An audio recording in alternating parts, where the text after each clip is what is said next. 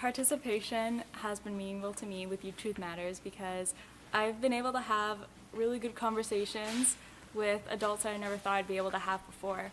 I feel really good about myself and about just stuff in general when that happens. Meaningful participation to me is really when everyone gets to do their own part that makes them feel wanted. Like with Youth Truth Matters, you can have some people who make the PowerPoints, they make the presentations, like Erica said, giving out the ideas, people taking the ideas. There's some people who want to stand up and talk to the people and give the message, or there's some people who just want to run the computer or just do like the kind of artsy posters and stuff. So really it's doing what makes you feel best. I was really lucky to be able to do a project with Abigail here. We were given a topic to do a project on. We were allowed to do whatever we want. We had creative control over the whole thing, and it was a really cool experience getting to kind of do whatever we want and getting to put our views into a project and showing them all. Since Youth Truth Matters is about harm reduction and like harm prevention and not just about don't do this, it's really useful to teens who just are tired of hearing don't do it. That's it. Like, because they will.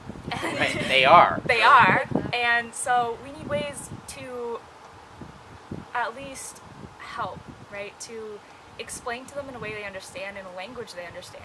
Participation is meaningful to me through Youth Truth Matters because I've gotten to meet a lot of new people, and I find that every time I go to a new forum or something else, I learn something new. Another example for myself is being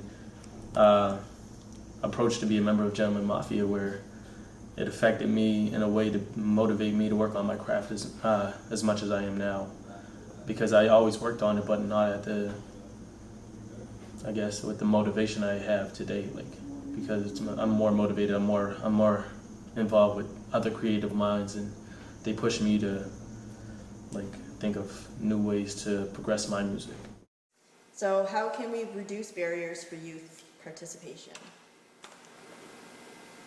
Making activities that are available in a lot of different places. So have events held in one place and then maybe a different place the next week, or just make sure you get around everywhere.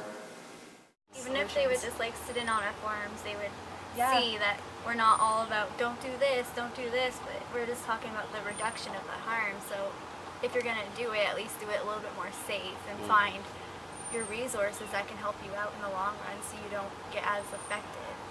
When you grow up in the square, you see people selling dope and stuff like that. So like, it's not like a good thing. So pretty much all we had was like basketball around the square. Really trying to put a positive light on the square now. We're a group of black artists that write hip-hop music and perform it at community events and whatnot, and there's a very positive vibe in our music and like real life messages in our music, so I feel like that's the way that we stand out and give back to the community, because there's such a stigma around hip-hop and as well as black people. So